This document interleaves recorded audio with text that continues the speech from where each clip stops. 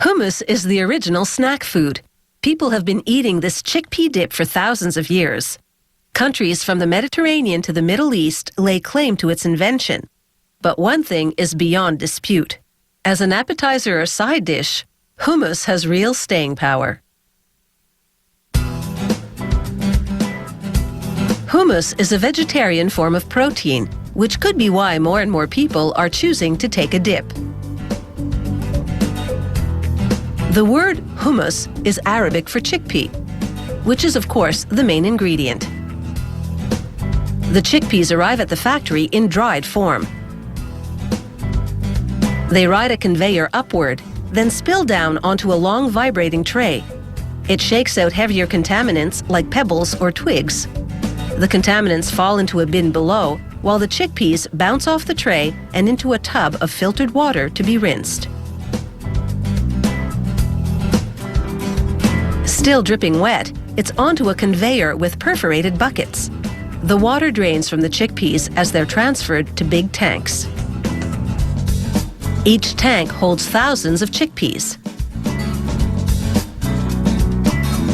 They add clean water and soak the chickpeas.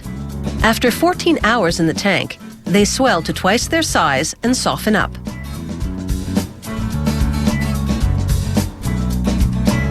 They pump the softened chickpeas into big trays, which they stack on a cart. Then it's into a huge cylindrical steam cooker that's been preheated to around 124 degrees Celsius. They bake the chickpeas for just over half an hour.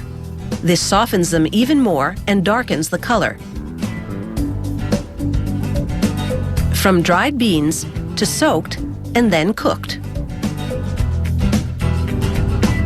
They now transfer the cooked chickpeas to the next conveyor, and they're on their way to being ground to a pulp. This is the grinder, now being reassembled after cleaning. It has two sharp-toothed circular blades. One is stationary and the other revolves. A big turn screw will force the chickpeas through these toothed blades to grind them up.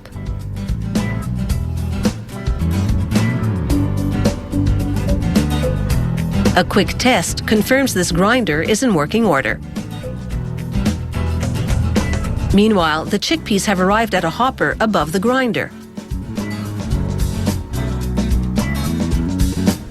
As the chickpeas spill into the hopper, they add water and a blend of sunflower and olive oil, followed by salt, garlic, and other dry ingredients. The chickpeas and other ingredients flow into the grinding device below and are turned into a paste.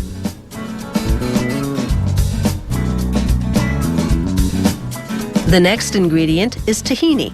It's a thick paste made from ground sesame seeds.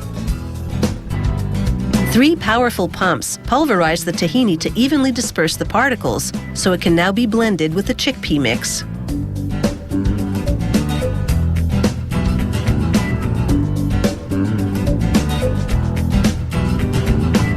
Big steel blades revolve to thoroughly mix all the ingredients in a tank and produce hummus. For different flavored hummus, they add red pepper, more garlic, or other ingredients. After the blended product is pasteurized, a technician takes samples for lab testing for mold, shelf life, and other tests. She also does her own taste test. If the flavor seems even slightly off, they'll put the product on hold and tweak the ingredients. But this batch gets the nod. Meanwhile, plastic containers are queuing for a fill-up. Machinery moves them forward toward piston fillers. The pistons push the creamy hummus out of nozzles and into the tubs. Now filled to the brim with hummus, the tubs travel under a sheet of plastic film. Hot round irons melt the plastic to seal it to the rims. Suctioning devices swoop down to apply the lids, and the hummus heads towards a roll of adhesive-backed labels. A sensor detects the approach of the tubs and triggers a device with little air jets to slap the labels on the lids. This hummus production has gone very smoothly indeed.